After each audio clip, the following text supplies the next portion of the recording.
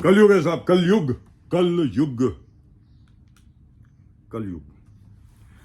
सतयुग में आप वैदिक परंपरा के साथ पूजा पाठ किया करते थे, पूजा अर्चना किया करते थे, यज्ञ किया करते थे। द्वापर में, त्रेता में राम राम हुआ, श्री राम हुए, न जाने बहुत कुछ हुआ। एक बहुत अच्छे तरीके से एक पूजा पद्धति रही। द्वापर में एक अपनी पद्धति रही, लेकिन कलयुग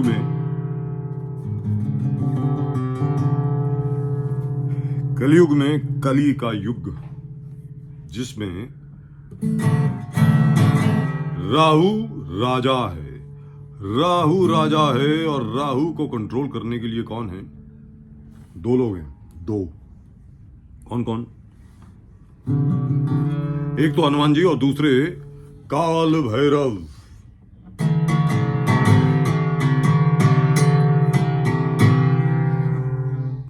आज की तारीख में आपको सिर्फ और सिर्फ हनुमान जी की पूजा अर्चना करनी है, यानी हनुमान चालीसा पढ़नी है, या आप बगलामुखी का पाठ कर सकते हैं।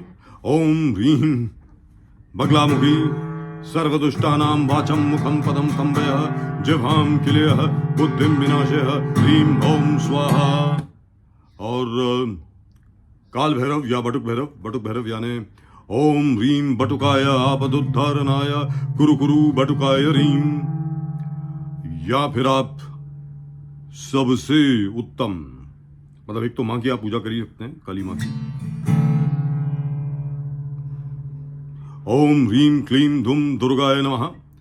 या सबसे उत्तम, सबसे मुश्किल और सबसे बड़ी पूजा अर्चना, यानी किसकी? कामाख्या देवी की। कामाख्या देवी के बारे में मैं बात करने के लिए अभी सक्षम नहीं हूं, और ना ही उनके बारे में अभी मैं बात करूंगा। बात करेंगे हनुमान जी की। जहां तक हनुमान जी का प्रश्न है, हनुमान जी वो शख्सियत हैं, ये कहा जाता है कि हर बेटे की, हर पुत्र या पुत्री, उसकी एक जिम्मेवारी होती है। क्या जिम्मेवारी होती है? कि आप अपने पेरेंट्स को, अपने मां बाप को तीर्थ यात्रा कराएंगे। तो ये कहा जाता है, जब लंका युद्ध के बाद सीता जी, श्री राम, लक्ष्मण और यहां तक के विभीषण भी साथ में थे, हनुमान जी भी साथ में थे, जब पुष्पक विमान में बैठ करके लोग अयोध्या वापस आ रहे थे, तो हनुमान जी ने एक रिक्वेस्ट करी राम जी से कि भाई देखिए, वो किष्किंधा है, किष्किंधा में हमारी मां अंजना देवी वहां रहती है, और उन्होंने कहा है कि अयोध्या जाने के पहले, यानी वापस जाने के पहले, एक बार मुझसे मिल के जाना। श्री राम ने कहा, हम भी मिलेंगे। अकेले ही मिलोगे अपनी मां से? हम नहीं मिलेंगे क्या? हमें नहीं मिलाओगे अपनी मां से? तो राम जी, सीता जी और लक्ष्मण जी, पुष्पक विमान वहां पर ठहरा। अंजना देवी की कुटिया के सामने पुष्पक विमान नीचे आया और हनुमान जी ने दरवाजा खटकाया। याद रखें, अंजनी पुत्र हैं। अंजना देवी ने दरवाजा खोला और सामने क्या देखती हैं? श्री राम खड़े हैं। नतमस्तक हो गई उनके सामने और उनको कहा, हनुमान जी को कहा, बेटा आज के बाद अब मुझे मुक्ति मिल गई। पुत्र का ये काम होता है, पुत्र की ये जिम्मेवारी होती है कि अपनी मां को, अपने पिताजी को, यानी अपने माता पिता को तीर्थ यात्रा करवाए। आप तो पूरे तीर्थ को मेरे घर के सामने ले आए। राम नाम से बड़ा कोई तीर्थ नहीं है। अगर आज आप राम राम कहेंगे तो उससे बड़ा कोई तीर्थ नहीं है। हनुमान चालीसा का पाठ करने के बाद हमेशा राम को याद कीजिए। राम राम राम राम राम राम राम राम। तो ये है हनुमान जी। उसके बाद श्री राम के दर्शन करने के बाद अंजना एक बार फिर वापस स्वर्ग चली गई और वापस उनको अपना अप्सरा का रूप मिल गया। ये सिर्फ हनुमान जी ही कर सकते हैं। सिर्फ और सिर्फ हनुमान जी ही कर सकते हैं।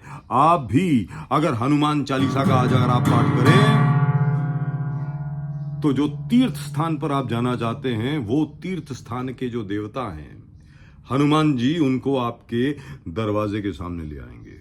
ये हैं हनुमान जी, याद रख लीजिएगा।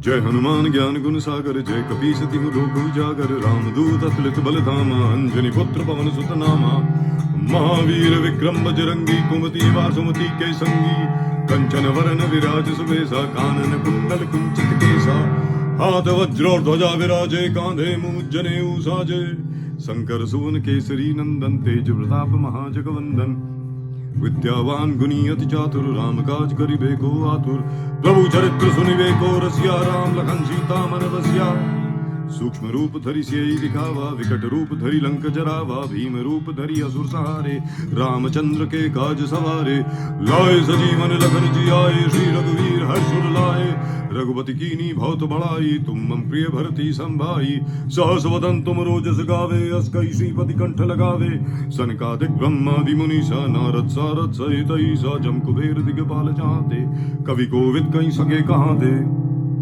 तुम उपकार सुग्रीव ही कीना, राम मिलाए राजपद दीना। हनुमान जी ने राजपद दिलवाया किसको? सुग्रीव को। अब आपकी बारी है। जय सिया राम, जय सिया राम, जय सिया राम, जय सिया राम, जय सिया राम, जय सिया राम, जय सिया राम, जय Siya Ram. That's it. My name is Rajiv K. Bajaj, that's RKB, and Jai Bajrang Bali. Namaskar.